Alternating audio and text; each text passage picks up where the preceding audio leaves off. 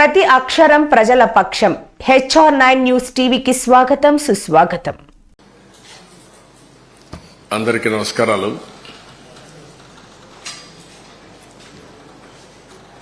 ఏదైతే ముఖ్యమంత్రిగా ప్రమాణ స్వీకారం చేసిన తర్వాత అనేక కార్యక్రమాలకు శ్రీకారం చుట్టి రాష్ట్రంలో 5 సంవత్సరాలు జరిగిన విధ్వంసం కానీ, ఇంకొక పక్కన ఏ విధంగా రాష్ట్రం నష్టపోయింది అనే విషయాలు కూడా కూలంకుషంగా చర్చ జరగాల్సిన అవసరం ఉంది. ప్రజలైతే ఏకపక్షంగా ఎన్నికలు నడిపించారు. తెలుగుదేశం పార్టీ పెట్టిన తర్వాత ఇది ఒక హిస్టారికల్ ఎలక్షన్. ఆల్ ఇండియా లెవెల్లో కూడా ఇటీవల సీట్లు గెలవచ్చేమో కానీ ఇంత పెద్ద విక్టరీ ఎక్కడా రాలేదు. ప్రజల్లో ఈ మార్పుకు కారణమేంటని అన్వేషిస్తే ఒక పక్క జరిగిన నష్టాన్ని గుర్తించారు, ఇంకొక పక్క ఇన్ని రోజులు ఏ విధంగా అణగదొక్కారో అవన్నీ కూడా భరించి ఒక ఫ్రస్ట్రేషన్లో ముందుకు వచ్చే పరిస్థితికి వచ్చారు.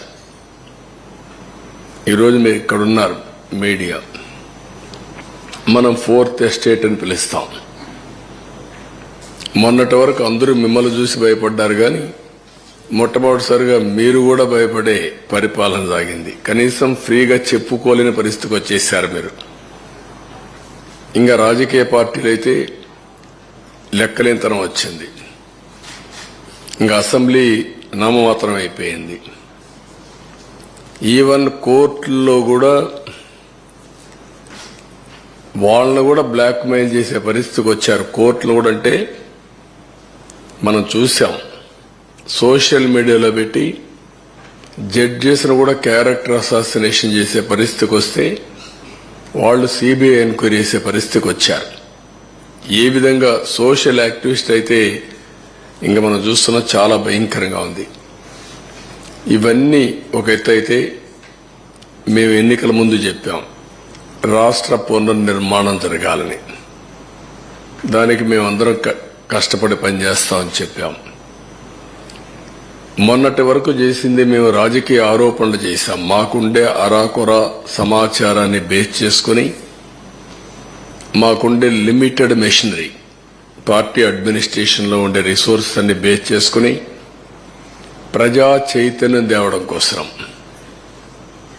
మీడియాలో మీరు రాసిన వార్తలు కూడా, టీవీల్లో మీరు చేసిన ప్రచారం కానీ, ప్రింట్ మీడియాలో మీరు రాసినట్టు కానీ, సోషల్ యాక్టివిస్టులందరూ సోషల్ మీడియాలో పెట్టినటువంటి వాస్తవాలన్నీ క్రోడీకరించి మేము కూడా మాట్లాడాం.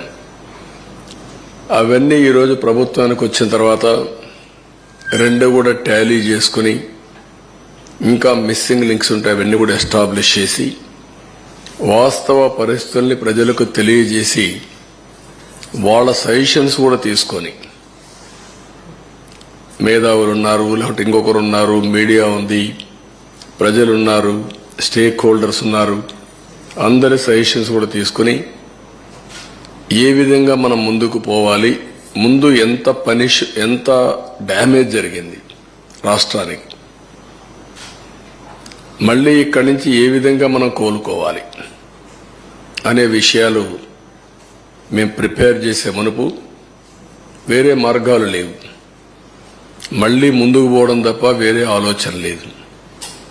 ప్రజలు ఒక నమ్మకం పెట్టి మేము ఒకటే చెప్పాము ఎన్నికల్లో, ప్రజలు గెలవాలి, రాష్ట్రం నిలబడాలి.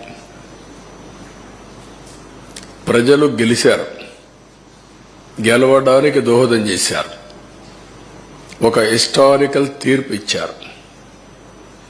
రాష్ట్రం నిలబెట్టడం ఇప్పుడు అందరి బాధ్యత. అది మేము బాధ్యత తీసుకుంటాం. అదే సమయంలో ఎప్పటికప్పుడు ప్రజలు కూడా సహకరిస్తే తప్ప సాధ్యం కాదు. అందుకే మొట్టమొదటిసారిగా 7 వైట్ పేపర్స్ పబ్లిసైజ్ చేస్తున్నాం. సమయం కూడా తక్కువ ఉంది. ఒక పక్కన నిన్నటి వరకు ఫార్మాలిటీస్ అని మేము కంప్లీట్ చేయాలి. అది అయిన తర్వాత కేంద్రంలో బడ్జెట్ పెడుతున్నారు, ఇక్కడ బడ్జెట్ పెట్టాలి, కేంద్రంలో బడ్జెట్ పెట్టే ముందు మన సమస్యలన్నీ వాళ్ళ దృష్టికి తీసుకొచ్చి ఎంతవరకు వీలైతే అంతవరకు మనం ఫండ్స్ తెచ్చుకోవడం కానీ, అదే మరి ప్రాజెక్టులు తీసుకోవడం కానీ ఇవన్నీ జరగాల్సిన అవసరం ఉంది. అందుకే ఒక 20-25 రోజుల్లో 7 పేపర్లు కూడా చర్చలన్నీ కంప్లీట్ చేసి మళ్లీ మేము అసెంబ్లీ సమావేశాలు పెట్టుకుని బడ్జెట్ కూడా ప్రవేశపెట్టాల్సిన అవసరం ఉంది. లేకపోతే మళ్లీ ఒక సంవత్సరం మనకు ఒక కన్ఫ్యూజన్లో పోయే పరిస్థితి వస్తుంది. అందుకే మేము 7 సబ్జెక్ట్స్ కూడా మీకు ఒక ఐడియా ఉంది. మేము కూడా టైం టేబుల్ ఇస్తాం, దీనిపైన తరోగా చర్చ చేస్తాం. చర్చ చేసిన తర్వాత ప్రజలందరూ ఇచ్చిన సజెషన్స్ కూడా తీసుకొని వెబ్సైట్స్ అన్ని, ఇప్పుడు ఇరిగేషన్ ఉంది, ఈ ఇరిగేషన్ ఒక వెబ్సైట్ ఓపెన్ చేస్తాం, టోటల్ డాక్యుమెంట్స్ అన్ని అందులో పెడతాం. ఎందుకంటే ఒక అలవాటు అయిపోయింది, ఏది చేసినా ఎదురుదాడి చేయడం. ఒక మీడియాలో ఇదే పనిగా వాళ్లకు క్రెడిబిలిటీ లేకపోయినా, విశ్వసనీయత లేకపోయినా చెప్పిన తప్పులే 100 సార్లు చెప్పి ప్రజలను నమ్మించే ప్రయత్నం చేయడం, దానికి చెక్ పెట్టాల్సిన అవసరం ఉంది. దానికోసమే ఈరోజు మా ప్రయత్నం. తప్పకుండా ఎప్పటికప్పుడు వాళ్ళు చెప్పినట్టన్నిటికీ కూడా ప్రజలే సమాధానం చెప్పే విధంగా ప్రజా చైతన్యాన్ని తీసుకొస్తాం. ఇప్పుడు ఫస్ట్ తీసుకున్న పేపర్ మేము చూస్తే 2 భాగాలు ఉన్నాయి. కానీ మొదటి భాగం పోలవరం, రెండవది ఇరిగేషన్ ప్రాజెక్ట్స్, సాగునీటి ప్రాజెక్టులు. ఈరోజు మేము సాగునీటి ప్రాజెక్టులు తీసుకోవడం లేదు. ఆంధ్రప్రదేశ్ రాష్ట్రానికి సాగునీటి ప్రాజెక్టుల అవసరం చాలా ఉంది. ఆ రోజు తెలుగుదేశం పార్టీ హయాంలో 64,000 కోట్ల రూపాయలు, 67,000 కోట్ల రూపాయలు 5 సంవత్సరాల్లో ఇరిగేషన్ పైన ఖర్చు పెట్టాం. ఇప్పుడైతే మెయింటెనెన్స్ కూడా ఇవ్వలేని పరిస్థితి వచ్చింది. అవన్నీ నేను కూడా ఒక వారం తిరిగాను, రాష్ట్రంలో ప్రజా చైతన్యం తీసుకొచ్చాను. ఆ విషయాలు మళ్లీ నేను మాట్లాడతాను. ఈరోజు ప్రధానంగా పోలవరం ప్రాజెక్టు గురించి మనం టేకప్ చేస్తున్నాం. ఇప్పుడు మీరు ఒకసారి చూస్తే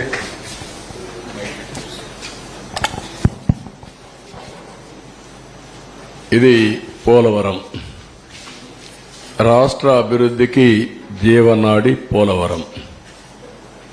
రాష్ట్రానికి 2 ప్రధానమైనటువంటి ప్రాజెక్టులు, ఒకటి అమరావతి, ఒకటి పోలవరం. 2 కూడా 2 కళ్ళు లాంటివి. ఈ 2 ప్రాజెక్టులు కానీ మనం పూర్తి చేసుకుంటే విభజనలో జరిగిన అన్యాయాన్ని కానీ, మనం ఏ విధంగా నష్టపోయామో ఆ నష్టాన్ని పూడ్చుకునే అవకాశం ఉంటుంది. పోలవరం ప్రాజెక్టు కూడా విభజన చట్టంలో నేషనల్ ప్రాజెక్టు చేసి కేంద్రం నిధులు ఇవ్వడానికి ముందుకు వచ్చినటువంటి ప్రాజెక్ట్ ఇది. నదుల అనుసంధానానికి గుండె పోలవరం. ఇటువంటి పోలవరానికి జగన్ ఒక శాపంగా మారాడు. ఏ విధంగా శాపంగా మారాడు? ఏ విధంగా ఒక క్షమించరాని నేరం, జాతికి జరిగిన విద్రోహం. దీన్ని ఎవరైనా సరే రాజకీయాలకు అతీతంగా, కులాలకు అతీతంగా, మతాలకు అతీతంగా, ప్రాంతాలకు అతీతంగా నిర్మోహమాటంగా ఖండించాల్సిన అవసరం ఉంది, నిలదీయవలసిన అవసరం ఉంది. రాష్ట్రాన్ని నాశనం చేసే హక్కు ఎవరికీ లేదు. చేతకాకపోతే ఇంట్లో ఉండొచ్చు, కానీ ఒక మభ్య పెట్టి పదవి పొంది తద్వారా మోసం చేయడం చాలా దారుణం. ఆ విషయం నేను మీ ద్వారా ప్రజల దృష్టికి తీసుకొస్తున్నాను. నెక్స్ట్, ఆంధ్రప్రదేశ్ వ్యవసాయ రాష్ట్రం. దక్షిణ భారతదేశంలో నీళ్లుండే ఏకైక నది గోదావరి. మనం లోయర్ రైపేరియన్ కింది రాష్ట్రంలో ఉన్నాం. మన దగ్గర నుంచి ఈ నీళ్లన్నీ సముద్రానికి వెళ్తాయి. దగ్గర ఆవరేజ్న 3,000 టీఎంసీ నీళ్లు తలసరి ప్రతి ఒక్క సంవత్సరం సముద్రంలోకి వెళ్లే పరిస్థితి ఉంది. ఈ నీళ్లన్నీ గాని ఉపయోగించుకుంటే రాష్ట్రాన్ని కరువు రహిత రాష్ట్రంగా, డ్రౌట్ ప్రూఫ్ స్టేట్గా చేసేందుకు అవకాశం ఉంది. డెల్టా స్థిరీకరణతో పాటు ఉత్తరాంధ్ర రాయలసీమ తాగునీరు సాగునీరు దించే బహుళార్థ సాధక జాతీయ ప్రాజెక్టు. అదే మరుగా ఈ వరదలు ఇవన్నీ వచ్చినప్పుడు కానీ మామూలుగా కానీ జల విద్యుత్ హైడల్ అనేది చాలా ముఖ్యం. ఇప్పుడు సోలార్ విండ్ వచ్చింది, సోలార్ డే టైం వస్తుంది, విండ్ నైట్ ఈవినింగ్ టైం వస్తుంది. మిగిలిన గ్యాప్ ఏదైతే మనకు కొన్నిసార్లు కరెంటు కొరత ఉంటుంది, పీక్ లోడ్ ఫ్యాక్టర్, అప్పుడు ఈ హైడల్ ఉంటే ఎప్పుడైనా ఆన్ చేసుకోవచ్చు, ఎప్పుడైనా ఆఫ్ చేసుకోవచ్చు. ఆ విధంగా కూడా హైబ్రిడ్ మోడల్ తేవడానికి ఐడల్ పవర్ చాలా ఉపయోగపడుతుంది. అలాంటి ప్రాజెక్ట్ ఇది. దీన్ని మనం చూస్తే 2014లో రాష్ట్ర విభజన జరిగింది, కానీ చాలా నష్టపోయామని అందరికీ ఆవేదన ఉంది.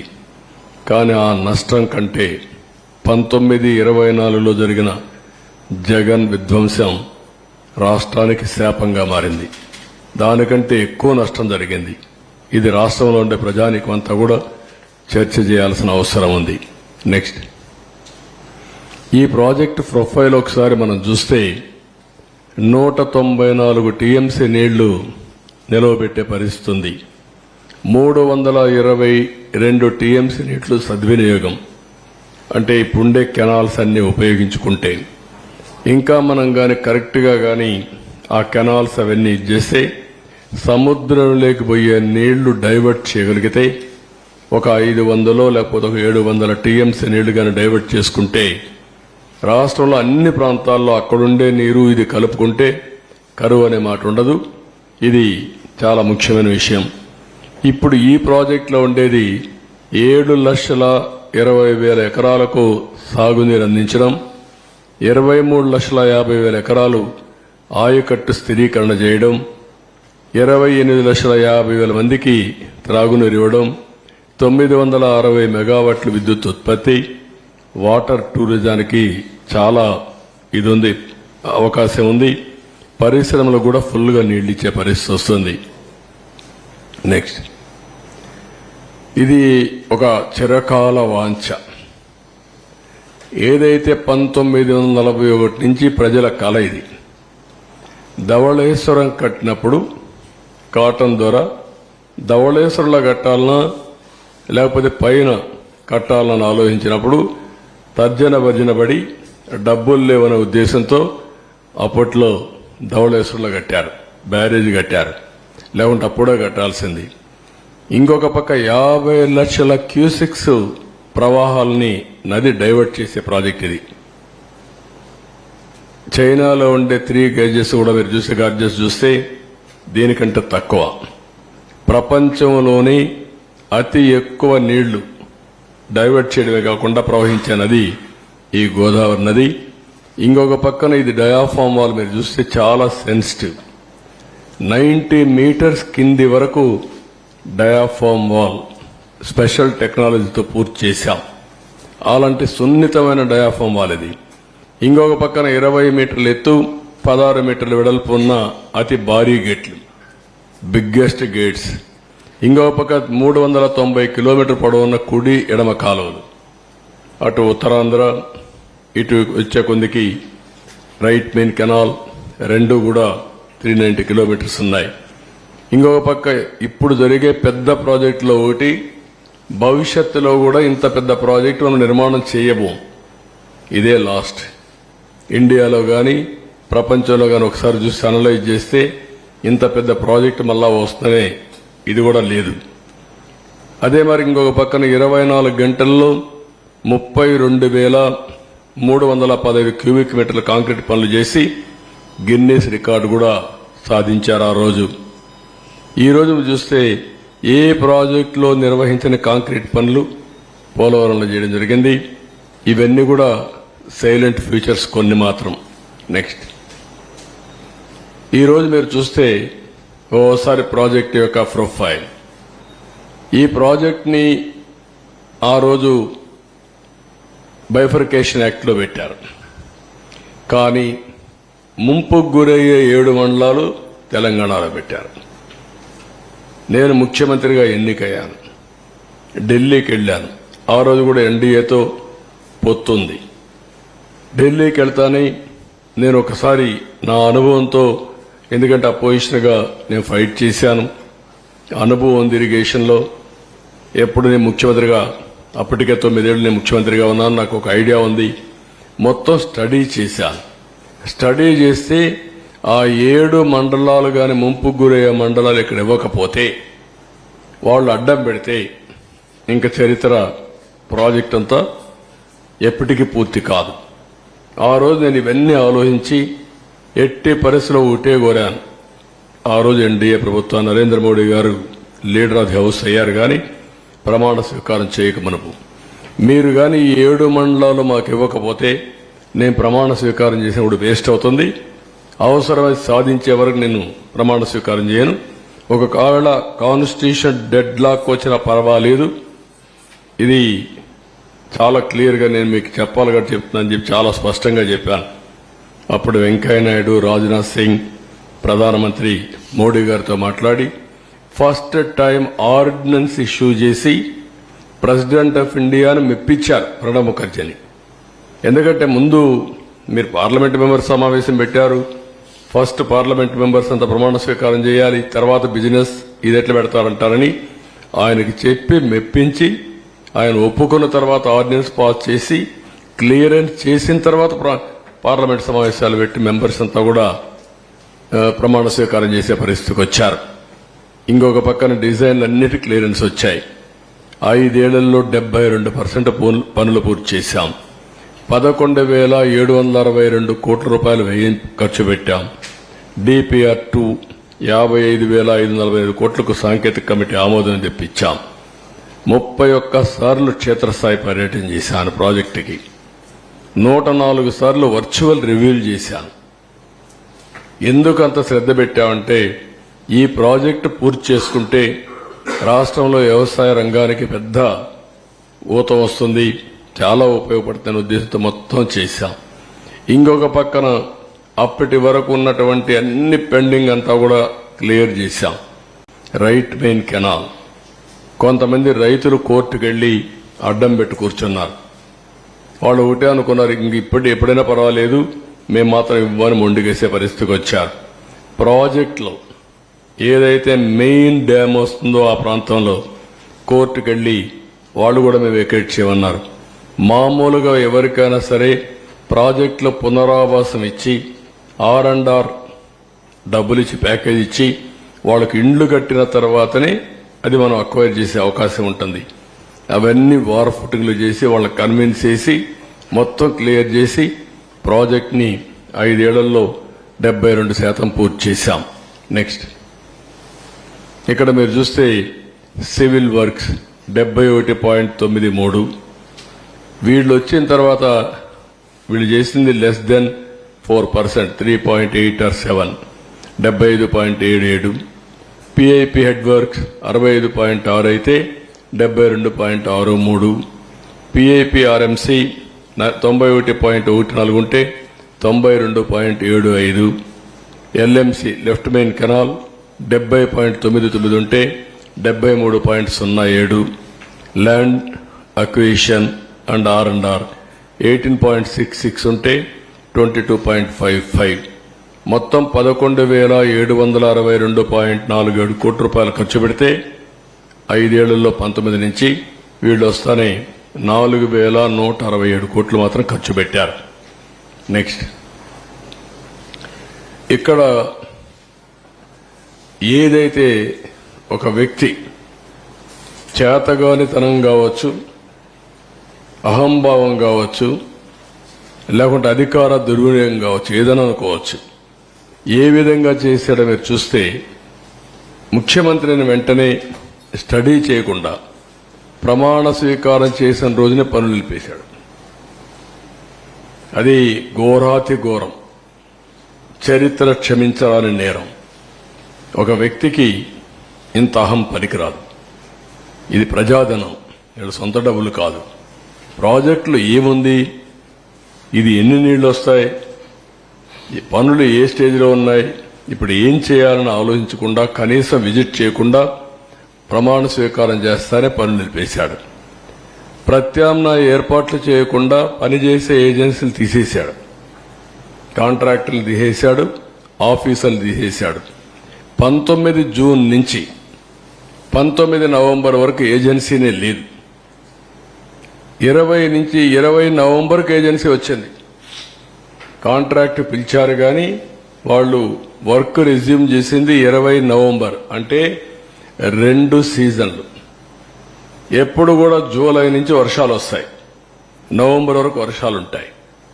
గోదావరి ఫుల్ స్వింగ్లో వస్తుంది. ఓసారి 50 లక్షలు అంటే మ్యాక్సిమం వస్తే 50 లక్షలు, 20, 30, 40 లక్షలు వచ్చే సందర్భాలు కూడా ఉన్నాయి. దీంతో మీరు చూస్తే ఇక్కడికి వచ్చినప్పుడు మొత్తం సమర్థులైన అనుభవం ఉన్న అధికారులందరినీ బదిలీ చేసేశారు ఏకపక్షంగా. 20 ఆగస్టులో వచ్చిన వరదల్లో డయాఫామ్ వాళ్ళు దెబ్బతిందని హైదరాబాద్ ఐఐటి నిపుణులు రిపోర్ట్ ఇచ్చారు. కాఫర్ డ్యాం గ్యాపులు పూర్తిగా చేయకపోవడమే కారణం కూడా చాలా స్పష్టంగా చెప్పారు. డయాఫామ్ వాళ్ళు దెబ్బతిన్న 2 ఏళ్ల తర్వాత తెలుసుకున్నటువంటి ఒక బ్లైండ్గా, అంటే వీళ్ళు ఎక్కడ పడుకున్నారో ఏం చేశారో తెలియని పరిస్థితి 2 ఇయర్స్ తర్వాత మెలుకునే పరిస్థితికి వచ్చింది. మనం అందరికి కూడా డార్క్లో ఉన్నాం, ఎవరికీ తెలియదు ఆ ప్రాజెక్ట్ ఏమైందని కూడా. అలాంటి పరిస్థితులు తీసుకొచ్చే పరిస్థితికి వచ్చారు. నెక్స్ట్, ఇక్కడ ప్రత్యామ్నాయం ఏర్పాట్లు చేయకుండా జీవోలన్నీ మీకు అందరికి ఇస్తాం, మీరు స్టడీ చేయండి. ఇప్పటికే స్టడీ చేశారు, అది స్టడీ చేసి ప్రాపర్గా ప్రజలకు చెప్పే బాధ్యత మనందరిపైన ఉంది. నెక్స్ట్, ఇక్కడ మీరు చూస్తే ఆగస్టు 13న పీపీఏ మీటింగ్ జరిగింది, పోలవరం ప్రాజెక్ట్ అథారిటీ మీటింగ్. ప్రస్తుతం ఉన్న కాంట్రాక్టర్ పనితీరు సంతృప్తిగా ఉంది, మార్చాల్సిన అవసరం లేదు. 2009లో కాంట్రాక్టర్ మార్చడం వల్ల హెడ్ వర్క్స్ నిలిచిపోయాయి, ఇప్పుడు అదే పరిస్థితులు ఎత్తే ప్రమాదం ఉందని చెప్పారు. 2009లో మీరు ఒకసారి చరిత్ర గుర్తుపెట్టుకోవాల్సిన అవసరం ఉంది. అప్పుడు కూడా ఇదే మరియు స్వార్థంతో చేశారు. 2005, 2006 ఆ ప్రాంతంలో ఈ ప్రాజెక్టు ప్రారంభించారు. ప్రారంభిస్తే రాజశేఖర్ రెడ్డి ముఖ్యమంత్రిగా వర్క్స్ అవార్డు చేశాడు. అవార్డు చేసిన తర్వాత ఆయన కాంట్రాక్టర్లకు కావాలనే ఉద్దేశంతో ఆ కాంట్రాక్టర్ బలవంతంగా చేపించి ప్రీ క్లోజర్ చేసి వాళ్ళని పంపించేసి ఆయన బతుకున్నంత వరకు మళ్ళా టెండర్ పిలవలేకపోయాడు. ఆ డిలే 2014లో కిరణ్ కుమార్ రెడ్డి ముఖ్యమంత్రి అయిన తర్వాత ఒకసారి టెండర్ పిలిచారు. 2009లో ఎలక్షన్ ముందు ఎలక్షన్ అవుతానే పిలిచారు, కానీ అప్పుడు కూడా ఏం చేయలేకపోయారు. 14 వరకు వెళ్ళింది. 13, 14 ఆ ప్రాంతంలో కిరణ్ కుమార్ రెడ్డి ముఖ్యమంత్రిగా ఉన్నప్పుడు మళ్లీ ఈ టెండర్ పిలిచి ఏజెన్సీకి అప్పచెప్పే పరిస్థితికి వచ్చారు. అందుకే చాలా సున్నితమైన ప్రాజెక్ట్ అనే ఉద్దేశంతో, ఇది కేంద్ర ప్రభుత్వానికి సంబంధించిన ప్రాజెక్ట్ అనే ఉద్దేశంతో ఆ టెండరు ఎవరైతే కాంట్రాక్టర్ ఇబ్బందులున్నా ఎక్కడికక్కడ కన్విన్స్ చేసి ఆ పనులు చేసుకుంటూ వచ్చాం తప్ప ఏకపక్షంగా ఎక్కడికి వెళ్ళలేదు. ఈయన చేసింది ఏకపక్షంగా పోయి మొత్తం ఇది దెబ్బతినే పరిస్థితి వచ్చింది. ఈ విషయాలు చాలా స్పష్టంగా వాళ్ళు చెప్పారు. నెక్స్ట్, ఇంకొక పక్కన కొత్త కాంట్రాక్టర్ మార్చడం వల్ల 10 నెలలు పైగా పనుల్లో జాప్యం జరుగుతుంది. ఒకే పనిని 2 ఏజెన్సీలు ఆ పని నాణ్యతలో ఇబ్బంది వస్తే ఎవరు బాధ్యత వహిస్తారు? అందువల్ల కాంట్రాక్టర్లు మార్చవద్దు. పాత కాంట్రాక్టర్ ఎప్పుడు కూడా ఏ పని చేసినా గ్యారంటీ ఇవ్వాలి. ఆ గ్యారంటీ ఇన్ని సంవత్సరాలను ఇస్తారు. ఆ గ్యారంటీ ఇచ్చిన తర్వాత పాత కాంట్రాక్టర్ని మారిస్తే కొత్త కాంట్రాక్టర్ వస్తే ఇద్దరిలో ఏదైనా ఇబ్బందులు వస్తే ఎవరు రెస్పాన్సిబుల్? అకౌంటబిలిటీ ఎవరిది? జవాబుదారీతనం ఎవరు? అది ఫిక్స్ చేయలేము, కాబట్టి మీరు మార్చొద్దండి అని చాలా స్పష్టంగా చెప్పారు. అయినా కూడా వినకుండా మొండిగా ముందుకు పోయారు. నెక్స్ట్, ఇక్కడ కాంట్రాక్ట్ని మార్చడం, ముందు చూపు లేకపోవడం, సరైన సమయంలో పనులు చేయకపోవడం, చేసే పనుల్లో జాప్యం వంటి కారణాల వల్ల నిర్మాణంలో తీవ్రంగా జాప్యం జరుగుతుందని కావున ఏజెన్సీలు మార్చవద్దని మళ్లీ 16/8/19 చెప్పారు. ముందు లెటర్ రాశారు, మళ్లీ వీళ్ళు ఇది కూడా చెప్పారు. ఇంకొక పక్కన మీరు చూస్తే గవర్నమెంట్ ఆఫ్ ఇండియా ఇది పీపీఏ చేసింది. ఇది secretary government of India chief ఇంజనీర్కి ఒక లెటర్ రాశాడు. ఇతను రాసింది however లెటర్ ఎలాబొరేట్గా ఉందో అంతా మొత్తం చదవడం లేదు. Please recall discussion during the 10th emergency meeting of the PPA held on 13th August 19, mainly to discuss the issues of pre-closure of present contracts of the Polavaram project and retendering of the balance works. Last lo enni cheptu, however, in the meanwhile, it is my humble advice to abandon the idea of pre-closure and retendering of the works in the best interest of the project, or at the least keep it the same in abeyance till a considered view is taken by Government of India in the matter. ఇంత స్పష్టంగా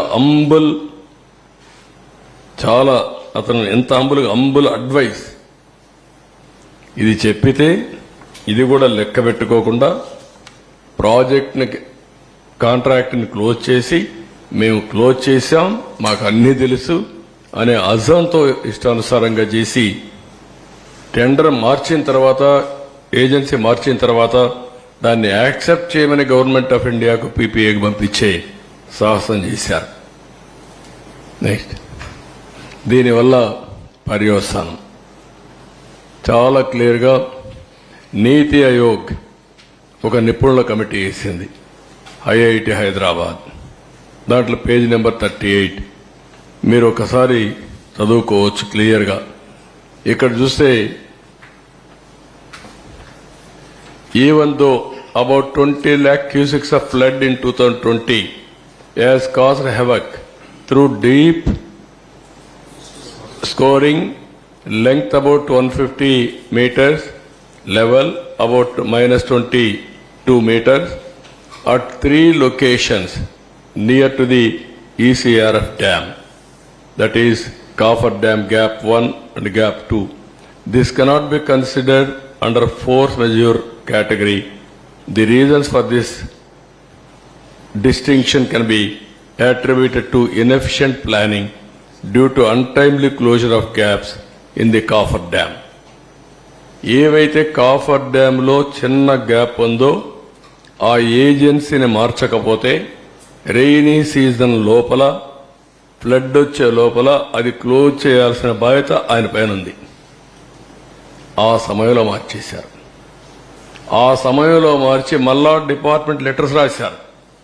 ఈ టైంలో close చేయకపోతే ప్రమాదం వస్తుంది అని చెప్పారు. అయినా పట్టించుకోలేదు, ఎవ్వడూ పట్టించుకోలేదు. దాని పర్యవసానం మీరు చూస్తే చాలా. ఇంకా నెక్స్ట్, దీంతో ఈరోజు డయాఫామ్ వాల్ 3 మేజర్ డ్యామేజ్ జరిగాయి. కాంక్రీట్ వర్క్లు మాత్రం స్పిల్వే మిగిలింది, డయాఫామ్ వాల్ డ్యామేజ్ అయింది. ఇంకొక పక్కన కాఫర్ డ్యాములు up stream, down stream 2 damage అయినాయి. మూడోది గైక్ బెండ్ డ్యామేజ్ అయింది.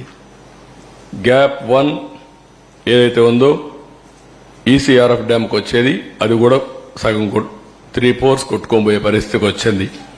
ఇప్పుడు ఎంత డ్యామేజ్ జరిగిందంటే డయాఫామ్ వాల్ 2018లో 436 కోట్లకు పూర్తి చేశాం. ఇప్పుడు డయాఫామ్ వాల్ రిపేర్ల కోసం కొన్ని రింగ్ బండ్లేసి అక్కడెక్కడ 3-4 ప్లేసుల్లో 33% రిపేర్లు చేయాలి. దాని ఖర్చు 447 కోట్లు. అది రిపేర్ చేస్తాం. అప్పటికి పర్మనెంట్గా సొల్యూషన్ వచ్చిందంటే మేము చెప్పలేమంటున్నారు. అది కాకుండా పేర్లుగా ఇంకొక కొత్త డయాఫామ్ వాల్ కట్టాలంటే 990 కోట్లు. మళ్ళీ 2 సీజన్లు కావాలి. అది కూడా సక్రమంగా చేస్తే 2 లేకపోతే 3-4 సీజన్లు అవుతుంది. అంటే 3-4 సీజన్లు డయాఫామ్ వాల్ కట్టాలి. దానిపైన కాఫర్ డ్యాములోనే ప్రాబ్లమ్స్ ఉన్నాయి, దానిపైన ECRF కట్టాలి, ప్రాజెక్టు పూర్తి కావాలి. ఒక మూర్ఖత్వంతో చేసిన పనికి దానికి కూడా ఇంకొకటి కూడా సీపేజీ అరికట్టడానికి ఖర్చు ఎంత అవుతుందో, సమయం ఎంత అవుతుందో అంచనాలు లేకపోతున్నారు. ఇక్కడ 2 ఉన్నాయి. ఒక పక్క ఇవన్నీ diaphragm wall, upper coffer dam, lower coffer dam. Next slide చూపి. ఇక్కడ మీరు చూడండి ప్రాజెక్ట్. ఎంత అతలాకుతలం అయిపోయిందో మీరు చూడండి. మొత్తం ప్రాజెక్టు భౌగోళిక పరిస్థితులే మారిపోయినాయి. ఎందుకు మారిపోయినాయంటే ఈ 15 నెలల సమయంలో ఇక్కడ కొద్దిగా గ్యాప్ ఉంటే దాన్ని పూర్తి చేయకపోయే కొందికి ఆగస్టులో వరద నీరు వచ్చింది. ఇక్కడి నుంచే నీళ్లు వెళ్ళాలి. ఆ ఒత్తిడి పెరిగింది. కిందికి నీళ్లు వచ్చినప్పుడు సునామీ మారిగా సుడుగులు తిరగడం మొదలుపెట్టింది. దాంతో కింద నుండే ఇసుకంతా లాగేసి కొట్టుకుపోయే పరిస్థితికి వచ్చింది. అంటే చాలా డెప్త్. అంటే ఇక్కడ 2 ఉన్నాయి. ఒకటి డయాఫామ్ వాల్, పైన కాఫర్ డ్యామ్ కూడా ఏదైతే ఏం వేస్తారు, జెడ్ రౌటింగ్ చేస్తారు.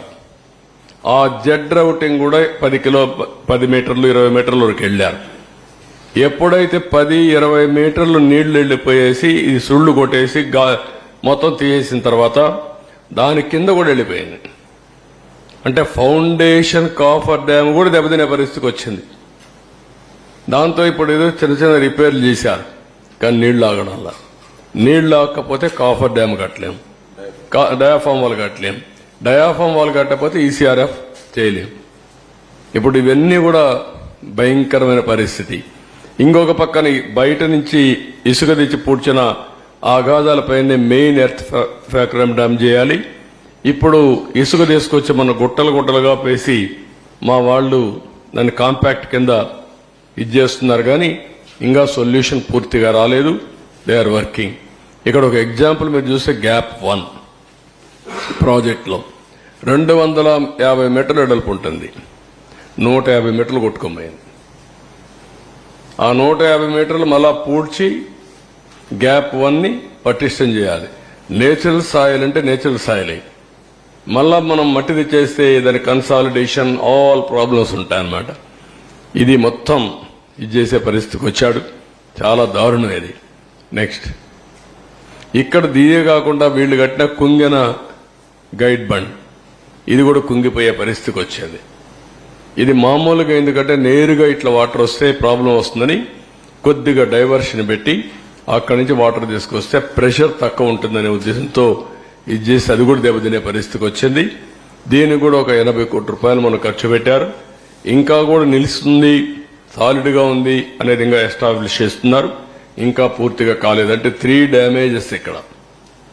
1 diaphragm wall, 2 upper lower coffer dam, 3 guide bund, 4 దీన్నిటి వల్ల Polavaram power project abnormal delay. Next ఇక్కడ మీరు చూస్తే ప్రోగ్రెస్ రిపోర్ట్లో మీరు చూస్తే ఖర్చు 11,722 కోట్ల రూపాయలు తెలుగుదేశం పార్టీ హయాంలో. వీళ్లు ఖర్చు పెట్టింది 4,100 కోట్లు. 72% అయితే 3.84% పనులు పూర్తి చేశారు, పెంచారు. కేంద్రం నిధులు ₹1 కూడా దారి మళ్లించలేదు. కేంద్రం ఇచ్చిన డబ్బులు మేమున్నప్పుడు 4,000 కోట్ల రూపాయలు మనం పెట్టి పనులు చేశాం. ఆ 4,000 కోట్లు రియంబర్స్ చేశారు. అదనంగా అయిందానికి డబ్బులు ఇచ్చారు. ఇచ్చిన డబ్బుల్లో 3,385 కోట్లు వేరేదని డైవర్ట్ చేశారు. నిధులు కొరత కూడా ఒకటి తీసుకొచ్చాడు. మళ్ళీ ఎక్కడ పెట్టాడో ఏం తెలియదు కానీ మొత్తం డైవర్ట్. ఎలాంటి ప్రాజెక్టులో తెలుగుదేశం పార్టీలో స్టేట్ ఫండ్స్ పెట్టి ప్రాజెక్టు పూర్తి చేస్తే ఇతను వాళ్ళిచ్చిన డబ్బులు డైవర్ట్ చేసే పరిస్థితికి వచ్చాడు. ఆ రోజు కేంద్ర మంత్రులు గిన్నీస్ రికార్డుని వచ్చాయి. ఈ రోజు అందరూ కూడా తప్పు పట్టే పరిస్థితికి వచ్చారు. ప్రాజెక్టే ప్రశ్నార్థకమైంది. ఎత్తు 45.72 మీటర్లు, 194 టీఎంసీ ఆఫ్ వాటర్. ఇప్పుడు 41.15 అని మాట్లాడుతున్నారు. ఇది ఎక్కడుందో నాకైతే అర్థం కాలేదు. ఇది కొత్త వాదన.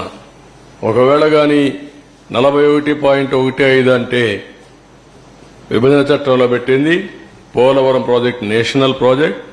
And at the same time 45.72 meters ఎత్తది. అంచనా 55,545 కోట్ల రూపాయలు ఆమోదం తెలిపారు. ఇప్పుడు ఏమైందో అది కూడా అర్థం కాని పరిస్థితి. ఆ రోజు పర్యాటక కేంద్రంగా ఎవ్రీడే అందరూ చూశారు. ఇప్పుడు ఒక ప్రొహిబిటెడ్ ఏరియాగా తయారైపోయింది. ఆ రోజు 4,144 కోట్ల రూపాయలతో కాల్ నిర్మాణం, ముంపు గ్రామాలకి బాధితులకు అండగా అన్ని చేశాం.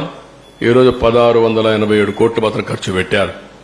ఇవన్నీ చూసి అక్కడ ఎవరైతే తెలంగాణ నుంచి ముంపుకు గురైన మండలాలన్నీ మేము తెలంగాణకు వెళ్ళిపోతాం, మమ్మల్ని పంపించమనే పరిస్థితికి వచ్చారు. అంటే ఆందోళన కూడా చేసే పరిస్థితికి వచ్చారు. ఇలాంటి చాలా జరిగాయి. నెక్స్ట్, ఇది మీకు ఒక ఐడియాకి 4,908 కోట్ల రూపాయలు ఖర్చు పెట్టి పోలవరానికి మనం ప్రాధాన్యత ఇచ్చాం. వాళ్ళు డబ్బులు ఇవ్వకపోయినా ప్రాజెక్టు ఆగకుండా పోయాం. వీళ్ళు వస్తేనే 3,385 కోట్లు వాళ్ళు ఇచ్చిన డబ్బులను డైవర్ట్ చేశారు. That is the difference. Next, ఇవన్నీ మీరు చూస్తే ఎన్నో హామీలు ఇచ్చాడు. ఎకరాకు 19 లక్షలు ఇస్తా అన్నాడు, ఒక్క రూపాయి ఇవ్వాల. ఎకరాకి అదనంగా 5 ల్యాండ్ అక్విజిషన్ అయిన వాళ్ళు కూడా 5 లక్షలు ఇస్తా అన్నాడు, ఒక పైసా ఇవ్వాల. ఇంకో పక్క సకల వసతులతో పునరావాస కాలనీలు కడతా అన్నాడు. తెలుగుదేశం పార్టీ కట్టిన ఇళ్లు తప్ప ఒక్క ఇల్లు కొత్తగా నిర్మాణం చేసిన పరిస్థితులు లేడు.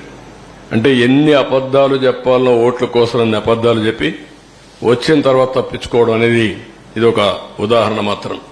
నెక్స్ట్, ఈరోజు నేను ముందే చెప్పాను, 4,114 కోట్ల రూపాయలు పునరావాసానికి ఖర్చు పెడితే one of the best model colonies నిర్మాణం చేశాం.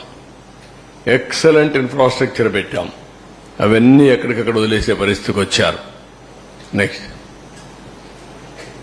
వీళ్ళు చేసిన ప్రకటన మీరు ఒకసారి చూస్తే, మొదటి ప్రకటన 2021 జూన్ నాటికి పూర్తి, రెండవ ప్రకటన 2021 డిసెంబర్ నాటికి పూర్తి, మూడవ ప్రకటన 2022 జూన్ నాటికి పూర్తి, 4 డిసెంబర్ నాటికి పూర్తి 2022.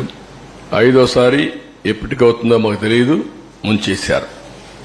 ఇప్పుడు ఈ ప్రాజెక్టుకి ఏ పరిస్థితి వచ్చిందంటే, కేంద్రం ఇంటర్నేషనల్ ఎక్స్పర్ట్స్ ఇన్వైట్ చేసింది.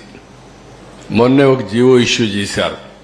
అమెరికా నుంచి 2, కెనడా నుంచి 2 ఎక్స్పర్ట్స్ని పెట్టి ఎవ్రీ మంత్ 10 days ఇక్కడ ఉండి ఏ అధ్యయనం చేసి రికమెండేషన్లు ఇమ్మని, ఎట్లా కాఫర్ డ్యామ్ని రెక్టిఫై చేయాలి, డయాఫామ్ వాల్ ఏ విధంగా ఇచ్చేయాలి, ప్రాజెక్ట్ యొక్క సేఫ్టీ ఏంటి, వాళ్ళందరితో రికమెండేషన్లు తీసుకుని ముందుకు పోవాలని ఉద్దేశంతో పిలిచారు.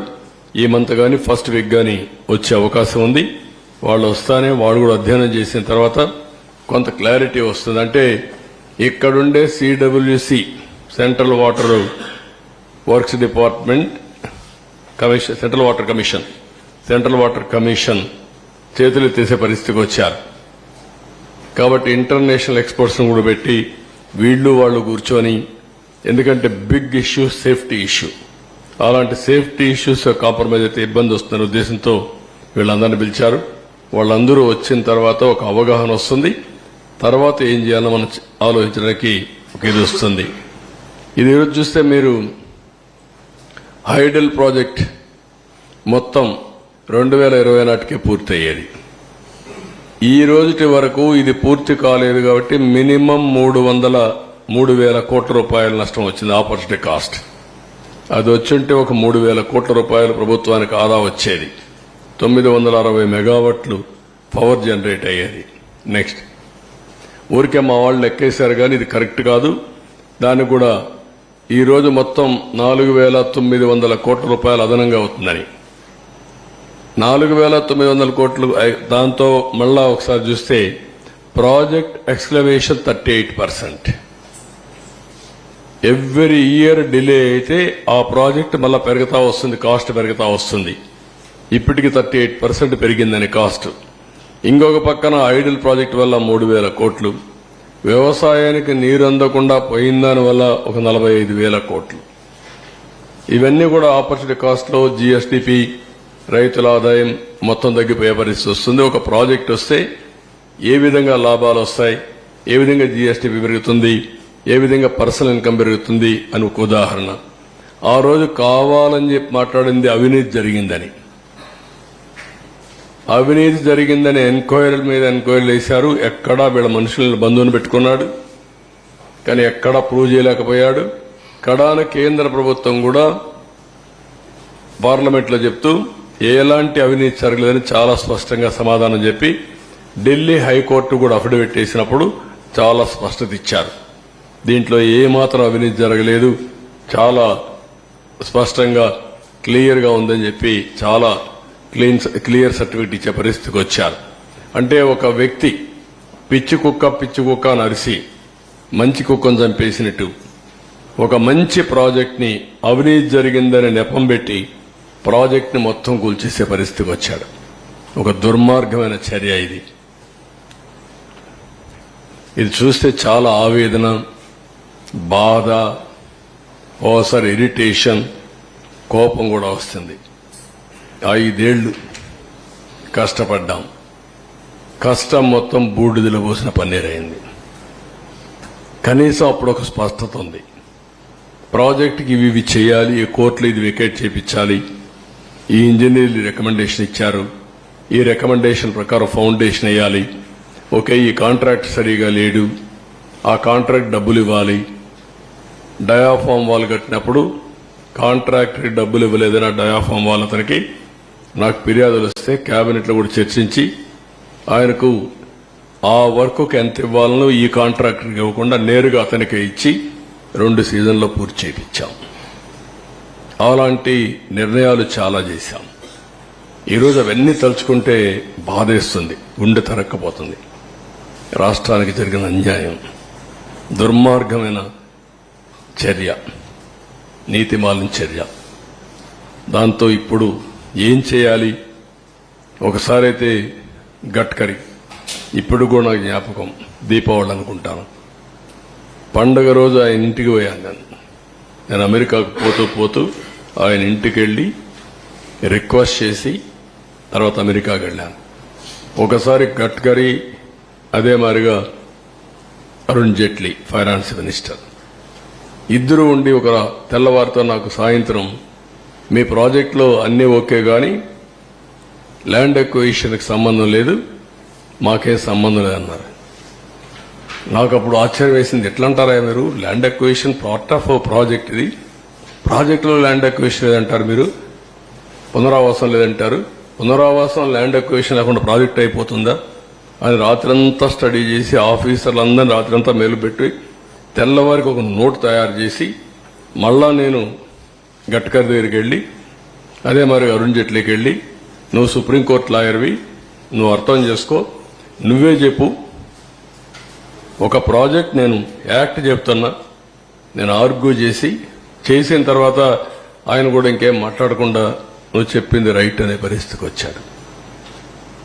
అంటే ఎంత కష్టపడ్డాం, ఎంత శ్రమపడ్డాం, ఏ విధంగా ఒక్కొక్కరిని కన్విన్స్ చేశాం, ఎన్ని అవరోధాలని స్టెప్ బై స్టెప్ దాటుకుంటూ వచ్చాం, ఏ విధంగా పూర్తి చేసినాం అనుకున్నప్పుడు ఇప్పుడు జరిగింది చూసి చాలా బాధేస్తుంది. రాష్ట్ర ప్రజలందరూ అర్థం చేసుకోవాల్సిన అవసరం ఉంది. ఈ ప్రాజెక్ట్ని పూర్తిగా సర్వనాశనం చేయడానికి వైఎస్ఆర్ కాంగ్రెస్ పార్టీ అహంభావంతో జగన్ చేసినటువంటి దుస్సాహసం, నేను ఆ వాడుతున్నా, దుస్సాహసం, దాంతో ఈ విధంగా ఈ పరిస్థితి వచ్చింది. అందుకే నేను ఒక మాట చెప్పాను, అర్హత లేని వాళ్ళకి అధికారం వస్తే ఇవే జరుగుతాయి. ముఖ్యమంత్రిగా కాదు, రాజకీయాలకి అర్హత లేని వ్యక్తులు. అది ప్రజలందరూ అర్థం చేసుకోవాల్సిన అవసరం ఉంది. ఒకరి గురించి ఆంబోతుల మారిగా మాట్లాడచ్చు, మమ్మల్ని విమర్శించవచ్చు, అది కాదు ఇక్కడ ఇష్యూ. ఎవడైనా సరే, బుద్ధి జ్ఞానం ఉండేవాడు ఎవడైనా సరే ఆలోచించాలి. మాట్లాడితే కాఫర్ డ్యామ్కి డయాఫామ్ వాల్కి వ్యత్యాసం తెలియని వ్యక్తులు, ఎక్కడ కాఫర్ డ్యామ్ ఉందని ఎత్తుక్కునే వ్యక్తులు, ప్రాజెక్టు తిరిగిపోయి కాఫర్ డ్యామ్ ఎక్కడుందని ఎత్తుక్కునే వ్యక్తులు అన్నమాట. అన్ని ప్రాజెక్టులు కాఫర్ డ్యాములు ఉన్నాయి అని మాట్లాడే వ్యక్తులు ఇది కట్టలేదు అది కట్టలేదు అంటారు. సిడబ్ల్యూసి, గవర్నమెంట్ ఆఫ్ ఆంధ్రప్రదేశ్ అందరూ కూర్చొని ఈ ప్రాజెక్ట్ని పూర్తి చేయాలంటే, తొందరగా పూర్తి కావాలంటే ఈ పనులన్నీ కావాలి అని ఒక పద్ధతి ప్రకారం అట్ వన్ స్టేజ్ చాలా చర్చలు జరిగాయి. అసలు కాఫర్ డ్యామ్ అవసరమా లేదా, కాఫర్ డ్యామ్ లేకుండా ప్రాజెక్టు కట్టగలుగుతామా అని కూడా చర్చలు జరిగాయి. కాదు, సేఫ్టీ ఉంది, ప్రాబ్లమ్స్ ఉన్నాయి, కాఫర్ డ్యామ్ కూడా పర్మనెంట్ కాదు, కాఫర్ డ్యామ్ 2 ఏళ్ళలో 3 ఏళ్ళలో ఉంటుంది. వాటర్ డైవర్షన్కే కాఫర్ డ్యామ్.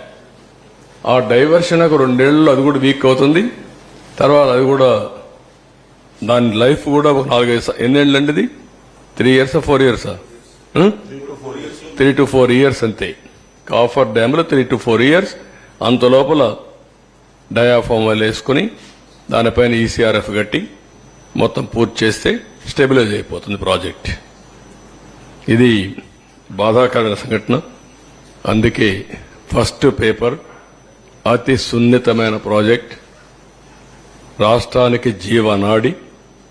ప్రజలకి ఈ ప్రాజెక్టు పూర్తయింటే చాలా సౌత్ ఇండియాలో నీటి సమస్య అనేది లేకుండా చేయడమే కాకుండా వేరే రాష్ట్రానికి మనం నీళ్ళు ఇచ్చే పరిస్థితి వచ్చేది. అటు తమిళనాడుకు తాగునీరు కానీ, ఒకవేళ తెలంగాణకు నీళ్ళు ఇచ్చే పరిస్థితి వచ్చేది. నేరుగా నాగార్ సరస్సు తీసుకుపోగలిగితే లెఫ్ట్ మెయిన్ కెనాల్ ద్వారా గ్రావిటీతో తెలంగాణకు నీళ్లు వస్తాయి. ఒకప్పుడు తెలంగాణలో నేను ముఖ్యమంత్రిగా ఉన్నప్పుడు మీరు చూస్తే లెఫ్ట్ మెయిన్ కెనాల్ నల్గొండకు వచ్చి, ఖమ్మానికి వచ్చి, ఇక్కడ తిరువూరుకు వచ్చి, అక్కడి నుంచి నూజివీడుకు వచ్చి ఈ చింతలపూడి వరకు ఈ ఏరియా అంతా వచ్చేది, నూజివీడు వరకు వచ్చేది. నేను ఒకేసారి డిఎస్పీలని, ఆర్డీఓల్ని మొత్తం ఎస్కార్టింగ్ పెట్టి వాటర్ పుష్ చేశాను. ఒక్కసారి నీళ్లు తీసుకురాగలిగాను. దానికి కౌంటర్గానే ఈరోజు చింతలపూడి ప్రాజెక్టు పెట్టాం. లెఫ్ట్ మెయిన్ కెనాల్కి వచ్చే ఆయకట్టు అంతా కూడా చింతలపూడి లిఫ్ట్ ఇరిగేషన్ ద్వారా ఇవ్వాలని. ఇది ఆ రోజు కూడా ఇక్కడనే ఏదైతే వైకుంఠపురం ప్రాజెక్టు కట్టి తద్వారా నీళ్లను అక్కడ తీసుకొచ్చి నాగార్జున సాగర్ రైట్ మెయిన్ కెనాల్కి ఇస్తే తద్వారా ఆ ప్రాజెక్టు వల్ల మొత్తం నాగార్జున సాగర్లో ఆయకట్టంతా కవర్ అవుతుంది.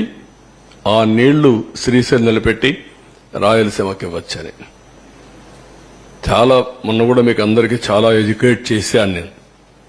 అల్టిమేట్ గా రాయలసీమ బాగుపడాలంటే నల్లమలై ఫారెస్ట్ లో ఒక టనల్ తీసుకొని ఎక్కడైతే బనకచర్ల రెగ్యులేటర్ హెడ్ రెగ్యులేటర్ దగ్గర తీసుకుపోతే రాయలసీమ గేట్వే అవుతుంది. నవేడేస్ పెద్దగా టన్నల్స్ కూడా పెద్ద సమస్య కాదు. రోడ్ టనల్స్ కొడుతున్నారు, రైల్వే కొడుతున్నారు, అన్నీ వస్తున్నాయి. ఇది ఓవరాల్ గా ఇది నా బాధ, ఆవేదన. ఓసారి చాలా తపనిస్తుంది, చాలా కోపం వస్తుంది, ఇరిటేషన్ వస్తుంది. అయినా కూడా ఇది సరే, వీళ్ళ ప్రకటనలు అది వినాల్సిన పనులు కూడా మీరు చాలా సార్లు విన్నారు. ఏంటి ఏనండి సరిపోతుంది. ప్రాజెక్టు పనులు మొదలైపోయాయి. ప్రాజెక్టు 2021 జూన్ నాటికి కంప్లీట్ చేస్తాము, నీళ్ళు ఇస్తామని కూడా ఖచ్చితంగా చెప్తాము. ప్రాజెక్టు మంచి స్పీడ్ లో జరుగుతూ ఉంది. ప్రాజెక్టు బాగా కూడా పనిచేస్తా ఉంది. బాగా కూడా వర్కులు కూడా జరుగుతూ ఉన్నాయి. అధ్యక్ష, ఈ ప్రాజెక్టు 1 minute మీరు అక్కడ మాట్లాడినప్పుడు చూశారు. 2021లో మాట్లాడుతున్నాడు. 2021 అసెంబ్లీలో ప్రాజెక్ట్ స్పీడ్ గా జరుగుతుందంటాడు. అప్పుడు మునిగిపోయింది. వీళ్ళని ఏం చేయాలంటే వీళ్ళు ముఖ్యమంత్రులుగా పెట్టుకోవడం అనేది మన దౌర్భాగ్యమే కదా. ఇదే అతను మాట్లాడే మాటలు. నెక్స్ట్ ఖరీఫ్ 2022 నాటికి నీళ్లు ఇచ్చే పరిస్థితి తీసుకొని వస్తానని కూడా ఖచ్చితంగా కూడా చెప్తా ఉన్నారు. ఆ అవరోధాలన్నీ కూడా అధిగమించి ఈ ప్రాజెక్టును 2023 ఖరీఫ్ కు కల్లా ఈ ప్రాజెక్టు పూర్తి చేస్తామని చెప్పి చెప్తా ఉన్నాం. సో ఇవన్నీ కూడా అధిగమించి ఇప్పుడు దేవుని దయ వల్ల కొంచెం గాడిలో పడింది. 2025 ఖరీఫ్ కల్లా ఖచ్చితంగా గోదావరి పోలవరం ప్రాజెక్టు పూర్తి చేసి నీళ్లు కూడా పెట్టే పరిస్థితి వస్తుంది. జూలై ఆగస్టులో ఆ వరద 2025 జూలై ఆగస్టులో 41.15 మీటర్లలో నీళ్లు పెట్టే పరిస్థితి కూడా ఇది ఈ పోలవరం ప్రాజెక్ట్ అనేది వెరీ వెరీ కాంప్లికేటెడ్. అంత తేలిగ్గా అర్థం కాదు. ఏంటి అంత అర్థం కాదని గట్టిగా చెబుతున్నారంటే నాకు అర్థం కాలేదు. కాబట్టి నేను అనేక సార్లు విజిట్ చేసి స్టడీ చేసి అనేక మంది అడ్వైజర్తో మాట్లాడిన తర్వాత నేను నిర్ణయం తీసుకున్నా, ఇది ఇప్పుడు పూర్తయ్యేది కాదు అని చెప్పిన మొదటి వ్యక్తిని నేను. విన్నారు కదా ఎంత ఆలస్యం అయిపోయిందో. ఓకే, ఒక సెకండ్, వన్ మైక్. 1770 కోట్లు మాత్రమే మిగిలాయి. వీళ్ళు రివర్స్ టెండర్లో పిలిచినప్పుడు 1548.13 కోట్లకి మేఘాకి ఇచ్చారు. సో వాళ్ళ పనులు అప్పుడు వీళ్ళు దాదాపు 600 కోట్లు మిగిల్చామని టప్పాలు కొట్టారు. ఇప్పుడు ఈ కొట్టుకుపోవడం వల్ల 20,000 కోట్ల నష్టం ఏర్పడింది. దీనికి బాధ్యత వహిస్తారు. మీరే ఫిక్స్ చేయాలి అంటే నేను అడిగేది సీరియస్గా అడుగుతున్నా. ఎందుకంటే ఎవరు పాపం చేశారో వాళ్ళు చేయాలి. అదే దాన్ని ఏ విధంగా ఫిక్స్ చేయాలి ప్రజలందరూ ఆలోచించాలి. అక్కడ చర్యలుంటే యాక్షన్ కూడా తీసుకోవడం చాలా అవసరం. అదర్వైజ్ ఒక వ్యక్తి రాష్ట్రానికి ఇంత నష్టం చేయడం చాలా దుర్మార్గం. ఇది ట్యాక్స్ పేయర్స్ మనీ.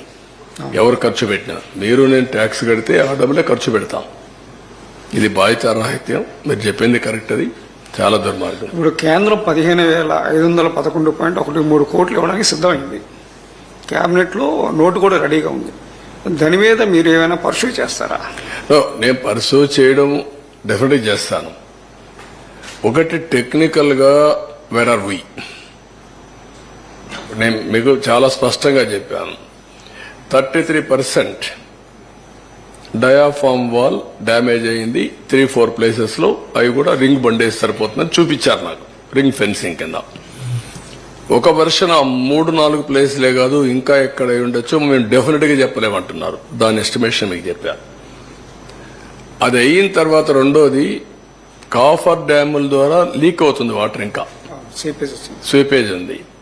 అది యాక్సెప్టబుల్ లెవెల్ కంటే స్వీపేజ్ ఎక్కువ ఉంటే అది రెక్టిఫై చేయకుండా ప్రాజెక్ట్ ముందుకు పోలేదు. సేఫ్టీ కానీ ఫ్యూచరిస్టిక్ ఇవన్నీ అది ఇంకా తేలలేదు. ఈ రెంటికే ఇప్పుడు కమిటీ యుఎస్ఏ నుంచి 2 ఎక్స్పర్ట్స్ వెళ్ళేశారు. ఇప్పుడు ఇక్కడుండే ఇంజనీర్లు కూడా రిస్క్ తీసుకోవాలంటే భయపడే పరిస్థితికి వచ్చారు. కూడా రిస్క్ తీసుకోవట్లేదు. వాళ్ళు కూడా భయపడుతున్నారు. ఒక దుర్మార్గుడు చేసిన పనికి మనం కూడా బలైపోతామేమో, మనకెందుకు వచ్చింది అని వాళ్ళు కూడా భయపడే పరిస్థితికి వచ్చారు. అంటే బాధ్యత తీసుకోవాల్సిన వ్యక్తులు బాధ్యత తీసుకొని, అందుకే ఒక మాట చెప్పాను, మీకు తెలిసి మీకు డ్యామేజ్ కనబడుస్తూ ఉంది, తెలియకుండా బ్రాండ్ కానీ డ్యామేజ్ కానీ విపరీతంగా ఉండబోతుందని నేను ఎలక్షన్ ముందే చెప్పాను. సార్ ఇప్పుడు 2020లో డయాఫ్రామ్ వాళ్ళు దెబ్బతింటే ఇప్పటిదాకా కూడా సొల్యూషన్ కనుక్కోలేదు. ఈ 3 ఏళ్లలో వీళ్ళ ఫెయిల్యూర్ చాలా దారుణంగా ఉన్నట్టు కదా సార్. 2020లో డయాఫ్రామ్ వాళ్ళు ఎంత బుకాయిస్తున్నారో చూశారు కదా. లాస్ట్ 2025 ఇప్పుడే సొల్యూషన్ వచ్చేసింది, అయిపోయింది, నీళ్లు ఇచ్చేస్తానని మాట్లాడే పరిస్థితికి వచ్చారు. ఇయర్ బై ఇయర్ అని వాళ్ళు చెప్పింది. 2021కే దెబ్బతినింది. 22 చెప్పారు, 23 చెప్పారు, 25 కూడా చెప్తున్నారు మళ్ళీ. అసలు వాళ్ళు చెప్పిందేమో 2019లోనే దెబ్బతింది అని చెప్పి ఒక పక్క ప్రాజెక్ట్ పనులు చేస్తా ఉన్నారు. 2020లో దెబ్బతింటే ఇప్పటిదాకా సొల్యూషన్ కూడా కనుక్కోలేకపోయారు. అదే నేను మీకు ఒకటే గుర్తుపెట్టుకోండి, వాళ్ళు ఏం చెప్పారు, ఎక్స్పర్ట్స్ అందరూ కూడా చెప్తే వాళ్ళందరూ తెలుగుదేశం వాళ్ళు, ఇంకా అపోజిషన్ వాళ్ళు. ఎవడైనా వీళ్ళు మీరు తప్పు చేస్తున్నారు అంటే వాడి మీద పడిపోవడం, విరుచుకు పడిపోవడం. ఈవెన్ పత్రికల వాళ్ళ మీద కూడా అలాగే పడ్డారు. మీడియా అందరినీ ఇదే పద్ధతి పెట్టారు. సరే ఇప్పుడు సార్ అంటే బోత్ రెండు ఉన్నాయి. ముందు టెక్నికల్, తర్వాత ఫైనాన్షియల్. సార్ మీరు చెప్పినట్టు వాళ్ళు కట్టడానికి 3 సీజన్లు 4 సీజన్లు పడితే ఇక మరి ఈసీఆర్ఎఫ్ డ్యామ్ ఎప్పుడు కట్టగలుగుతారు? That is the biggest challenge. ఇప్పుడు నేనేమంటానంటే, ఎప్పుడైతే డయాఫామ్ వాల్ పేర్లలా ring fencing, okay, coffer dam లో స్వీపేజ్ ఏంటి, ఈ రెండు చేయాలంటే వాళ్ళకు 1 year టెన్యూర్ ఇచ్చారు. ఎవరికి? యుఎస్ఏ నుంచి వచ్చిన 2 ఎక్స్పర్ట్స్, కెనడా నుంచి వచ్చిన 2 ఎక్స్పర్ట్స్ కి 1 year ఎవ్రీ మంత్ 10 days ఉండి అధ్యయనం చేసి రికమెండేషన్లు ఇవ్వని. వాళ్ళు ఎన్ని రోజుల్లో సొల్యూషన్ కనుక్కుంటారో మనకు తెలియదు. అది అయిన తర్వాత మళ్ళా మీరు చెప్పేది. ఇక్కడ మీరు గుర్తుపెట్టుకోవాల్సింది, డిసెంబర్ నుంచి మే వరకే పనులు, జూన్ నుంచి డిసెంబర్ వరకు, నవంబర్ వరకు నో వర్క్స్. ఫ్లడ్ ఉంటుంది. ఫ్లడ్ ఉన్నప్పుడు పనులు లేవు. కాఫర్ డ్యామ్స్ పనిచేస్తుంటే మనకి స్పేస్ దొరికింది కదా సార్. కాఫర్ డ్యామ్స్ కూడా పాడయ్యాయి. ఇప్పుడు కాఫర్ డ్యామ్లు పోయినాయి, డయాఫామ్ వాల్ పోయింది. సార్ ఇప్పుడు 55,000 కోట్లు మన అంచనా సార్ డిపిఆర్ 2 మీరు 2019కి. ఇప్పుడు ద్రవ్యోళం ప్రకారం ఇన్ఫ్లేషన్ ప్రకారం 38% పెరుగుతున్నారు. అంటే చాలా కాస్ట్ చాలా అప్పటికిప్పటికి 38 అని ఇచ్చారు మా వాళ్ళు. దాన్ని నేను ఇంకా ఇది ఊరికే రఫ్ గా ఈ రోజు చెప్తే ఇచ్చారు కానీ అది కరెక్ట్ ఫిగర్ కాదు. అందుకే నేను దాన్ని మాట్లాడడం లేదు. ఊరికి ఎంత నష్టం జరిగింది అంతవరకే నేను చెప్పగలుగుతున్నాను. సార్ ఇది రెక్టిఫై చేయడానికి ఎంత టైం తీసుకుంటుంది? ఈ ప్రాజెక్ట్ పూర్తి కావడానికి ఎంత టైం తీసుకుంటుంది సార్? అంటే నేను ఒకటే చెప్పాను మీకు, 2 seasons minimum diaphragm wall. Minimum. అది రెక్టిఫికేషన్ కావచ్చు, రింగ్ ఫెన్సింగ్ కావచ్చు, రెండు. అది అయిన తర్వాత కాఫర్ డ్యామ్ టెక్నికల్ డీటెయిల్స్ అన్ని ఫైనలైజ్ కావాలి. నౌ ఎన్హాన్స్డ్ ఏవైతే ఫైనాన్స్ వస్తుందో ఆ డబ్బులు ఇప్పుడు ఇవ్వాలి. ఒక వ్యక్తి చేసిన పాపానికి కేంద్ర ప్రభుత్వం కూడా ఇప్పుడు నష్టపరిహారం కట్టివ్వాలి వాళ్ళు కూడా. ఇవన్నీ వేరియస్ యాంగిల్స్ లో వచ్చిన ఇబ్బందులు అనమాట. డయాఫ్రమ్ వాళ్ళు కూడా డిఫరెంట్ రిపోర్ట్స్ ఇస్తున్నారు కదా సార్. కొంతమంది ఏమో కంప్లీట్ దీనికి వెళ్ళాలంటున్నారు, కొంతమంది ఏమో రింగ్ ఫెన్సింగ్. అదే వాళ్ళు అనేది ఏంటంటే ఇవి జరిగాయి. అది కూడా ఎక్స్పర్ట్స్ కమిటీ. ఎవరంటే ఎక్స్పర్ట్స్ కమిటీ చేసింది? ఎన్హెచ్బిసి చేసింది sir. Hydro power project, hydro power corporation చేశారు. వాళ్ళు ఇచ్చారు ఆ రిపోర్టు. అది కరెక్టా, ఎగ్జాక్ట్ రిపోర్టా? అందుకే కొంతమంది డౌట్ ఏంటంటే ఓకే బెటర్ టు గో మొత్తం పోతే 990 కోట్లు, చేసింది పని 446 కోట్లు, రింగ్ ఫెన్సింగ్ 447 కోట్లు, ఇంకా ఒక కోటి ఎక్కువ అవుతుంది. సార్ ఇప్పుడు ప్రాజెక్టులో తప్పు అన్ని చోట్ల ప్రాజెక్టులు ఫెయిల్యూర్ ఉన్నాయి, ఇరిగేషన్ అంతా పడుకుంది సార్. ఎవరైతే తప్పులు చేస్తారో అధికారులే ఇంకా కొనసాగుతున్నారన్న చర్చ బయట డిపార్ట్మెంట్ లోనే ఉంది.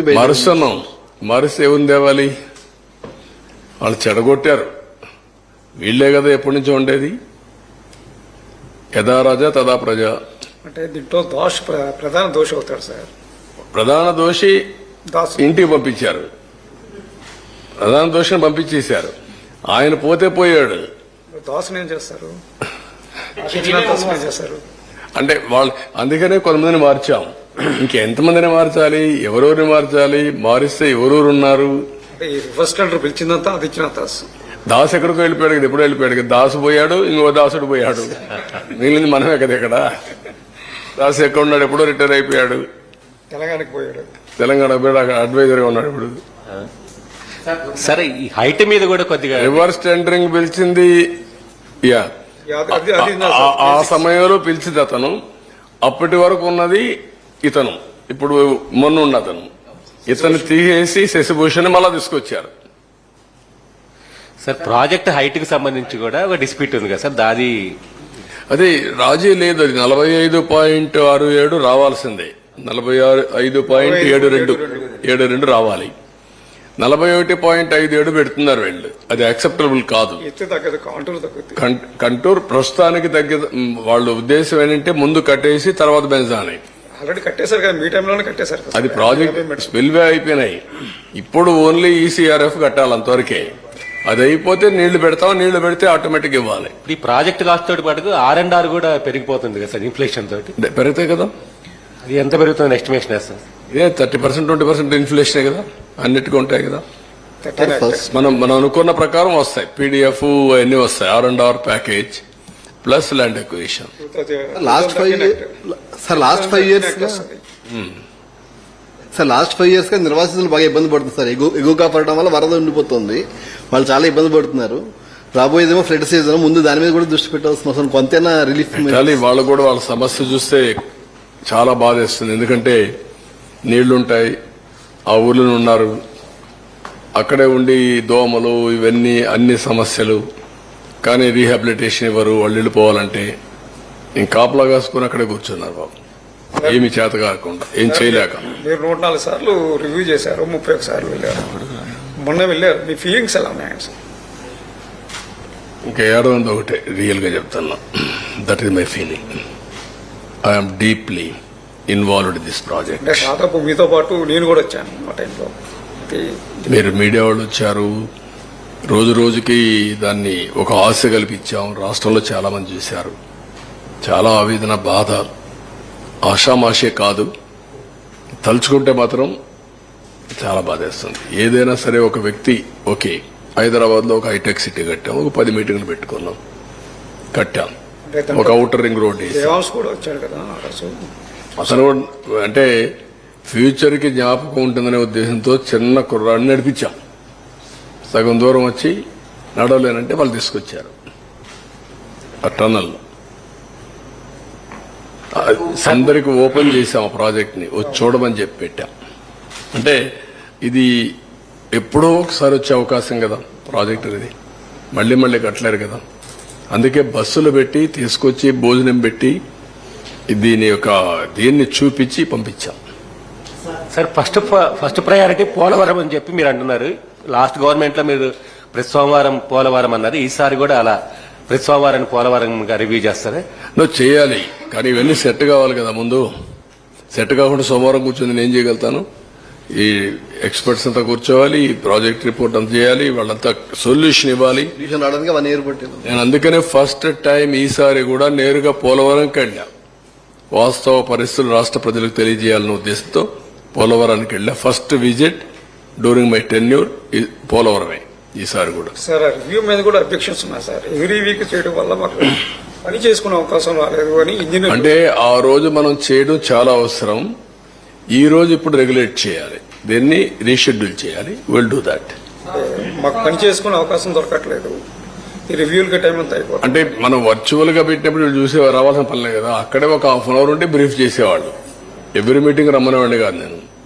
ఇక్కడ సెక్రటరీలో ఉండి సెక్రటరీ వచ్చేవాడు, వాళ్ళు అక్కడే ఉండేవాళ్ళు. ప్రాజెక్ట్ లో వర్చువల్ గా వీడియో కాన్ఫరెన్స్ కి వచ్చేవాళ్ళు, గైడెన్స్ ఇచ్చేవాడిని. అట్లా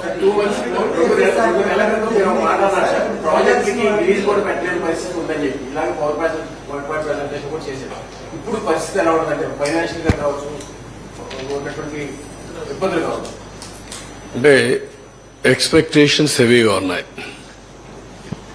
వ్యవస్థలన్నీ డిస్ట్రాయ్ అయిపోయినాయి. పని చేయడమే తెలియని పరిస్థితి వచ్చింది.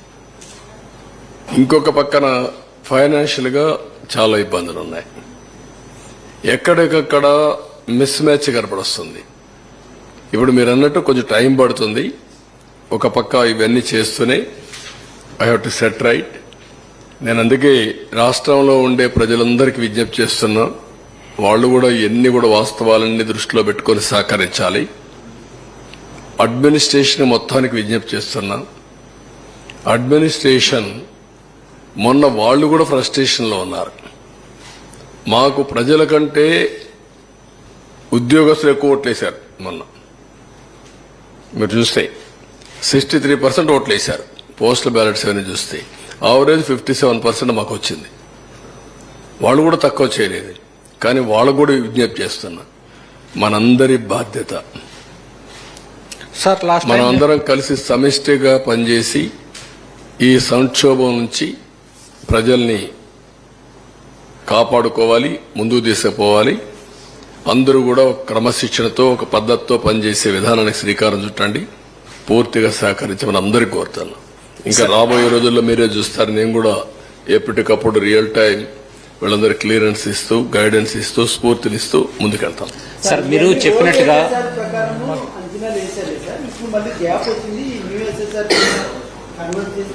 ఏది నేను అవన్నీ చేయాల్సి వస్తుందని నా పాత ఎస్టిమేట్స్ ఇవన్నీ రోజు రోజుకు మనం తినే నిత్యావసర వస్తువుల ధరలు కూడా పెరిగిపోతున్నాయి కదా. మొన్నటికి నిన్నటికి ఉల్లిపాయ ధరలు 100 అయిపోయినాయి. ఇప్పుడు కొనుక్కోవాలంటే ఇన్ఫ్లేషన్ విపరీతంగా కొన్ని వస్తున్నాయి. దాన్ని we have to meet it, how to do it, will work it out. Sir మీరు చెప్పినట్టుగా గడిచిన 5 ఏళ్లలో కేవలం 3.8% వర్క్స్ వరకు జరిగాయి. చాలా పనుల సీజన్ కోల్పోయాం. మొత్తంగా మానిటరీ టర్మ్స్ లో ఎంత విధ్వంసం జరిగి ఉంటుంది సార్ ఇలా? నేను అందుకే ఇప్పుడు ఏం చెప్పలేకపోతున్నానో, I will work it out. ఇప్పుడు ఎప్పుడైతే ప్రాజెక్ట్ పూర్తవుతుందో అప్పటి నుంచి నీళ్లు కానిచ్చుంటే దానివల్ల పంటలు ఎక్కువ వచ్చేటివి. పంటలు వస్తే జీఎస్టీపీ పెరిగేది, రైతులకు ఆదాయం వచ్చేది. అదే సమయంలో పవర్ వచ్చుంటే దానివల్ల లాభం వచ్చేది. నష్టపోయింది ఏవైతే ప్రాజెక్ట్ డ్యామేజ్ అయిందో దీనికి మొత్తం ఇప్పుడు చెప్పాను నేను 467 కోట్లతో 66 కోట్లతో ఆ రోజు డయాఫామ్ వాల్ కడితే ప్యారలల్ డయాఫామ్ వాల్ 990 కోట్లు, మోర్ దెన్ డబల్ ఇలాంటివి ఉన్నాయి. దానికి మళ్ళా 2 years gestation period, minimum 2 years, it may take 3 years. ఏమారితే దానికంటే ముందు వీళ్ళు రిపోర్ట్ ఇవ్వాలి. వీళ్ళు డిసెంబర్ లోపల ఇస్తారా, ఇవ్వరా? డిసెంబర్ లోపల ఇవ్వకపోతే ఈ ప్రాజెక్ట్ మళ్ళా 1 year డిలే. వేరియస్ కాంప్లికేషన్స్ కానీ కాన్సిక్వెన్సెస్ కానీ ఉన్నాయి. ఇవన్నీ we have to work it out. Sir last time వచ్చిన ఫ్లడ్ అనుకున్న అంటే 41 meters లెవెల్కి వచ్చినప్పటికీ అనుకున్న దానికంటే ఎక్కువ ప్రాంతాలు మెర్జ్ అయిపోయినాయి అని చెప్పేసి నివేదిక ఇచ్చారు. దాని మీద రీసర్వే చేయాలన్నారు మెర్జ్ అయ్యే ప్రాంతాల మీద. అది ఏమన్నా విల్ వర్క్ ఇట్ అవుట్. అంటే మన రాష్ట్రం పక్క రాష్ట్రాలు కూడా ఉన్నాయి దీంట్లో.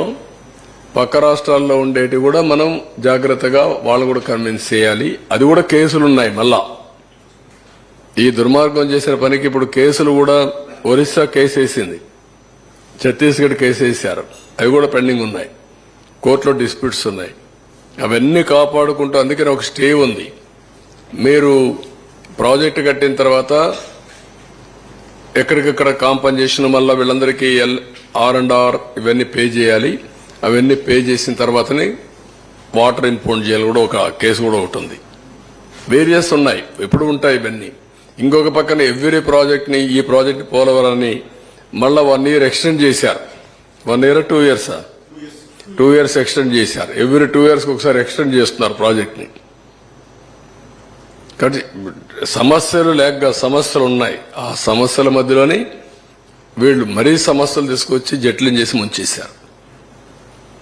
అందుకే నేను ఫస్టే చెప్పాను, చాలా సున్నితమైన ప్రాజెక్ట్ ఇది. చాలా జాగ్రత్తగా తీసుకొచ్చి తప్ప అటు కేంద్రం, ఇటు రాష్ట్రం, ఇటు ఇంటర్ స్టేట్ ప్రాబ్లమ్స్, ఇంకొక పక్క technical problems, biggest river, highest flow, అదే కాకుండా ఏదైనా జరిగితే safety, east Godavari west Godavari 2 జిల్లాలు వాషౌట్ అయిపోతాయి, అదొక ప్రమాదం. ఇలాంటి అనేక సమస్యలు ఉన్నాయి. కాబట్టి ఆషామాషిగా తీసుకోవడం కరెక్ట్ కాదు. అదే తీసుకున్నారు వీళ్ళు, దానివల్లనే ఈ సమస్యలు వచ్చాయి. సార్ న్యూ కాంట్రాక్ట్ ఇప్పుడు ఎవరైతే కాంట్రాక్ట్ సంస్థ దాన్ని ఫిక్స్ చేసే అవకాశం ఉందా? అంటే ఇప్పుడు నేనేమంటాను, ఆ రోజు కూడా కాంట్రాక్టర్ని మార్చడం తప్పు. నేను కాంట్రాక్టర్ని మార్చలా. మీకు ఒరిజినల్గా కూడా మీరు చూస్తే ట్రాన్స్ట్రాయ్కి ఇచ్చారు, ట్రాన్స్ట్రాయ్ చేయలేకపోయారు. అప్పుడు కొన్ని పనులన్నీ డైరెక్ట్గా పే చేసి కొంతవరకు ఇచ్చేసాం కేంద్రం పర్మిషన్తో. కేంద్రం పర్మిషన్తో అదే ఎస్టిమేట్స్కు పనిచేస్తామని నవయోగ ముందుకు వచ్చారు. ఆ ఎస్టిమేట్స్ ప్రకారమే నవయోగకి ఇచ్చాము, అప్పుడు ఇచ్చాం. అది కూడా కేంద్ర అనుమతితో. అది క్యాన్సిల్ చేసి రివర్స్ టెండర్ పెట్టాడు. కనీసం ఆ వర్క్లో ఆ డబ్బులకు పని చేసి ఉంటే అది వేరే విషయం. అది చేయకుండా రివర్స్ టెండర్ పిలిచి ఏజెన్సీ పేర్లు I don't want to quote, ఎవరేముంది ఎవరు ఇది చేస్తే వాళ్ళ అవకాశం కోసం వాళ్ళ కంపెనీ కోసం పనిచేస్తారు.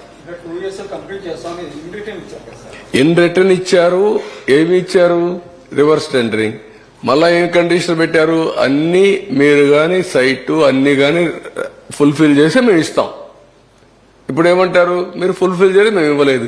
అసలు ప్రాజెక్టే మునిగిపోయింది, మాకే సంబంధం, మేము రాకమునిపోయి మునిగిపోయింది. You can understand litigation. అందుకే వాళ్ళు ఏమన్నారు, గవర్నమెంట్ ఆఫ్ ఇండియా పాత వాడిని కొత్త వాడిని ఇద్దరిని తీసుకొస్తున్నారు. డ్యామేజ్ చేస్తే ఎవరు రెస్పాన్సిబుల్? ఎవరిని అడగాలి? How to fix accountability. ఆ మాత్రం జ్ఞానం ఉంటే ఇమీడియట్ గా ఆలోచించుకోవాలి కదా. నువ్వైతే ఏం చేసి ఉంటావు? సెన్సిబుల్ పర్సన్ అయితే ఎందుకు వచ్చిందిరా ఇది, కాబట్టి మనం కంటిన్యూ చేయాలని ఆలోచిస్తారు కదా. మీరు ఏం లెక్క పెట్టుకోకుండా చేశాడు, లెక్క పెట్టుకోకుండా మార్చేశాడు. మార్చి అతను ఒక మాట అన్నాడు, ఐ హంబ్లీ రిక్వెస్ట్ అన్నాడు, బెగ్ అన్నాడు, in the interest of the state. కనీసం అభయన్స్ లో పెట్టమని అడుక్కున్నాడు. అభయన్స్ లో కూడా పెట్టకుండా డెసిషన్ తీసుకొని, నేను డెసిషన్ తీసుకున్నాను నువ్వు అమలు చేయమని చెప్పారు. ప్రాజెక్ట్ వాళ్ళది, వాళ్ళ ప్రాజెక్టు నువ్వు డెసిషన్ తీసుకొని నువ్వు అమలు చేయమని రివర్స్ టెండరింగ్ పెట్టి గోదావరిలో ముంచేయడం ఎంత ద్రోహం అంటది. అంటే ఒక పాలిటీషియన్స్ కాబట్టి అడిగేవాళ్ళు లేరా? బాధ్యత లేదా? అదే నేను చెప్పింది. వాళ్ళ మీద పెట్టారు, అందరి మీద.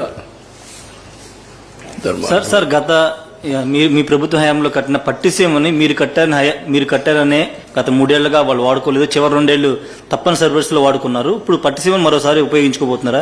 ఎందుకంటే కృష్ణా డెల్టాకి 5 ఏళ్లు మీ హయాంలో బాగా ఉపయోగపడింది. అది కాదమ్మా, అది ఉపయోగపడితే నీళ్లు ఎక్కడ ఉన్నాయి? పట్టిసీమ ఉపయోగించుకోవాలి, పురుషోత్తపట్నం ఉపయోగించుకోవాలి, అది కూడా ఉపయోగించలేదు. పురుషోత్తపట్నం కూడా అది కూడా ఉపయోగించుకోవాలి. పురుషోత్తపట్నం ఉపయోగించుకోకుండా ఏలేరుకు నీళ్లు ఇవ్వలేకపోయారు, ఆయకట్టుకు నీళ్లు ఇవ్వాల. అవి కూడా పెండింగ్ పెట్టి వాళ్ళకు కూడా సరిగా కన్విన్స్ చేయకుండా ఎన్జిటి వాళ్ళు ఫైన్ వేసి, ఒకటి కాదు చాలా ఉన్నాయి. ఎనివే, మీరు మీ బాధ్యత మీరు చేయండి, ప్రజల్లోకి చర్చ చేయాలి. రేపటి నుంచి అందరూ వాళ్ళ ఆలోచనలు ఇస్తారు. అన్ని ఆలోచనలు తీసుకున్న తర్వాత ఫైనల్గా వే ఫార్వర్డ్ ఏం చేయాలో మేము కూడా వర్కౌట్ చేస్తాం. ఫస్ట్ ఆఫ్ ఆల్, ప్రజా చైతన్యం అన్నిటికీ పరిష్కార మార్గం. ఆ ప్రజా చైతన్యం లేకపోతే మనం ఏం మాట్లాడినా చెల్లుబాటు అవుతుందని ఇలాంటి తప్పులు ఇంకా ఎక్కువ చేసే ప్రమాదం ఉంటుంది. ప్రజలందరూ ఆలోచించాలి. నేను ఎలక్షన్లో కూడా చెప్పాం, రాజకీయాల్లో ఉండడానికి అర్హత లేని వ్యక్తి అతను.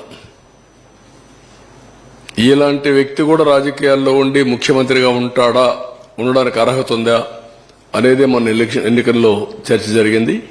దాని ఫలితమే 11 సీట్లు ఇచ్చారు. ఎప్పుడూ రానటువంటి వర్డిక్ట్ వచ్చింది. కానీ ఆ వర్డిక్ట్ అయితేనే అయిపోలేదు. ఇది శాశ్వతంగా ప్రతి ఒక్కరు ఆలోచించుకోవాల్సిన అవసరం ఉంది. అతను చేసిన పనులు 5 ఏళ్లు, అతను చేసిన ఘోరాలు అన్నీ కూడా రాష్ట్రానికి శాపాలుగా మారాయి. అది 10 ఏళ్ళు ఎంటాడుతుందా, 20 ఏళ్ళు ఎంటాడుతుందా, 30 ఏళ్ళు ఎంటాడుతుందా కాలమే చెప్పాలి.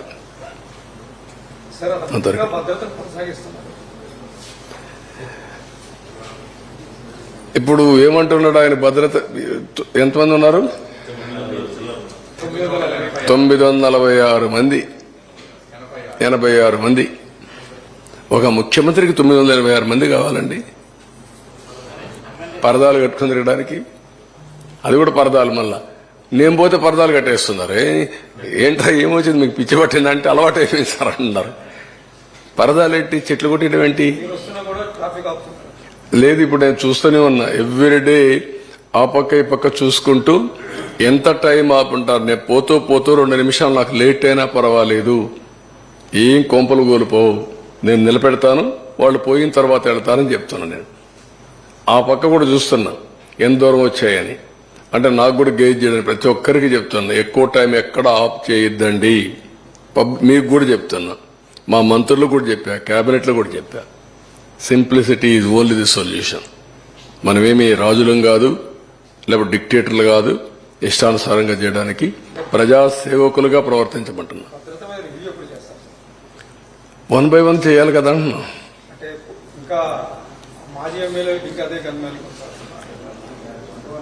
నేరస్తులందరికీ సెక్యూరిటీ ఉంది నేరాలు చేయడానికి.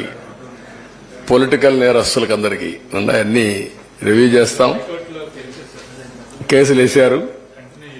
వేరే పనులంటే వాళ్ళందరికీ మళ్ళీ కంటిన్యూ చేయాలి. వాళ్ళకు రాష్ట్రాన్ని దోపిడీ చేయాలా, చాలా ఉన్నాయి. అవన్నీ మాట్లాడదాం. ఈ రోజు నా ఉద్దేశం పోలవరానికే కన్ఫైన్డ్ కండి. మిగిలిన విషయాలు మళ్ళీ మాట్లాడదాం. ఇంకా చాలా టైం ఉంది.